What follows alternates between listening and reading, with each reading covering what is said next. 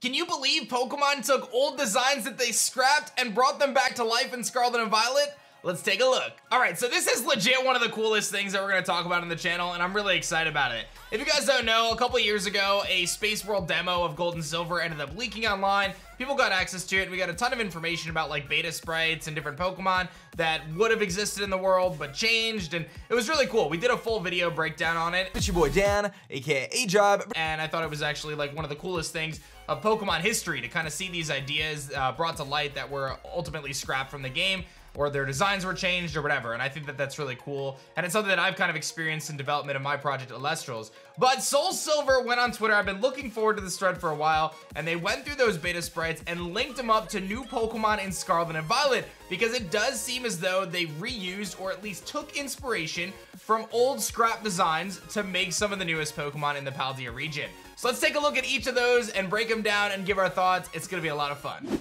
So again, big shouts to Soul Silver for compiling this. You guys can check them out on Twitter. It's a nice little thread. But the first things first is Farigiraf, of course, the new evolution of Girafarig. And if you don't know, Girafarig's old kind of beta sprite actually showed it with two giraffes, one on the front, one on the back. They ultimately changed that design. They made it so the tail was another head as opposed to it being two giraffe heads. And I think it was actually originally going to be dark type. And the thought is that maybe this kind of inspired in some ways the new design for Farigiraf, where kind of the evil back head kind of comes and takes over the front head. And this is honestly one of my favorite designs in the Paldea region. I think this one's really cool. This is a little bit of a stretch, right? Like, I'm not necessarily convinced that these two are totally related, but I think it's fun to look back on, and it most certainly could have some sort of an impact in terms of how they decided to evolve Girafarig into Farigiraf. Probably the most noticeable one, though, is our stork friend, Bombardier. And this is super duper cool because from the beta designs, we actually had a stork Pokemon that had a little baby stork kind of in his little mouth, or his little kind of satchel or bundle or whatever you want to call it. And it seems as though even though these aren't exactly the same designs, it's very clear that they decided to bring a stork Pokemon to life here in the Paldea region, and it has this like kind of bag that it carries where it ultimately drops rocks. So instead of having a little baby in it, it used it from an offensive perspective to kind of drop rocks on opposing Pokemon and whatever else. And I think that this very much so is kind of a sign or point in the right direction that they indeed did take some inspiration from that Gold and Silver kind of demo and like those beta sprites and the things that they ultimately scrapped. But to me, this is one of the cooler ones, and I think it's like kind of one of the most obvious connections between them.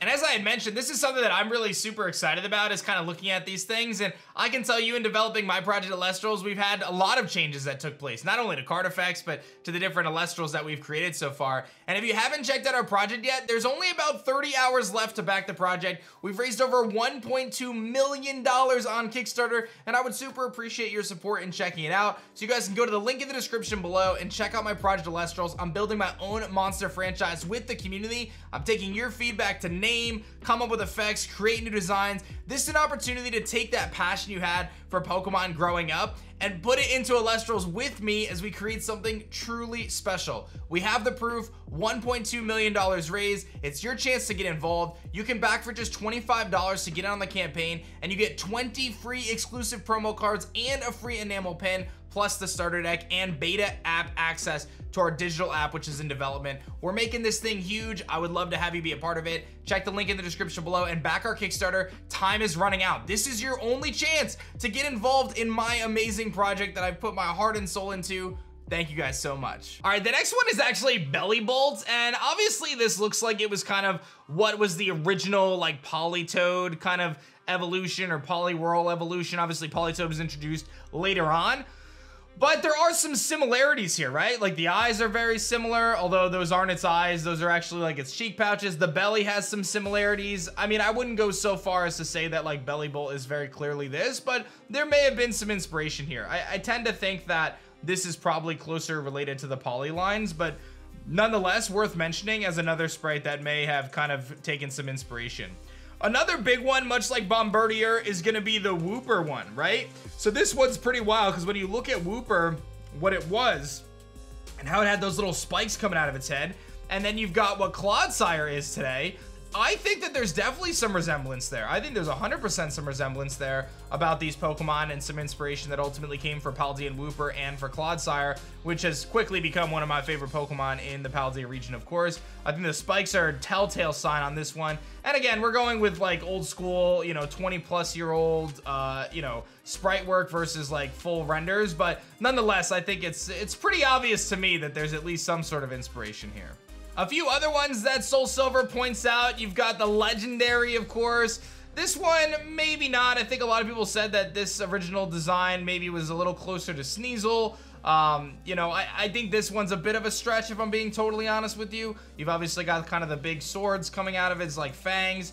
I would say that me personally, this one's a bit of a stretch, but there may have been some inspiration there in terms of just like kind of the creature itself. From there, we've got the Donphan one, and this one's really cool. You take a look at Great Tusk, and you look at kind of what they had originally for this like elephant type Pokemon that they ultimately scrapped, and you can see some similarities in terms of like the spikes on it and the horns on it. Ultimately, like obviously we know what Donphan is, so you know it's hard to kind of, you know, make that connection and say, oh, this definitely is like based on this original sprite of this elephant, but nonetheless, you never know. Could have been some inspiration there for sure. Now, Beta Apom and Ambipom, I guess it would have just been Beta Apom. A lot of people are thinking that maybe there was a tie-in to Grafaiai, right? So you've got Grafaiai, which is this new II Pokemon that has like kind of the painting going on. It's got like the bushy tail. I think this is probably closer related to Apom. But again, when you dive through these sprites, you see some of this resemblance, some of these different ideas, and it's very possible that they cherry picked and kind of said, hey, you know what? Let's take this and let's apply it to this design, or hey, let's revisit this old design and bring it back. And that's, again, as someone who's just been a fan of the Pokemon franchise for so long, I just find this stuff to be really cool that they kind of go through these things and maybe they took some inspiration or revisited old ideas and brought them back in kind of a new way that fit the new region that they were building. And the last one that Soul Silver mentions is there's a Gen 1 Proto Magneton Evo, which is mind-blowing because an Italian YouTuber, Sidonia, had the exact theory 2 years ago. So he had actually posted about this idea of this Magneton that had Evo with legs. He even got it drawn up by 50 Shades of Helios. And then you see, obviously, what kind of the new Magneton is, the Paradox Magneton form, which basically stands on the legs of those magnets. So another potential coincidence, another potential like obvious thing here. So I don't know, man. I find this stuff to just be fascinating. I really do. I know that some of these are a little bit of a stretch. I think the Bombardier one is really cool. I think the Wooper and the Clodsire one is really cool. I think there's definitely some inspiration on some of the other ones. Some of them are a little bit more of a stretch than others, but I personally do feel like this is just super cool in my opinion. So let me know what you guys think about this. Do you guys think that these designs were inspired from old Pokemon, or do you think it's just a coincidence that there's some similarities between them? Let me know in the comments section below, and don't forget to back my project Elestrals, available now on Kickstarter. You don't want to miss it. Again, we have very limited time left. Like, I'm gonna real time click and see how much time left. 34 hours to go. We've raised $1.234 million, man. Get involved. Almost 6,000 backers. A ton of free stuff. You get involved, and you don't want to miss this incredible project. Thank you, guys. I appreciate y'all. Thank you so much for watching, and I'll see you guys in the next one. Peace.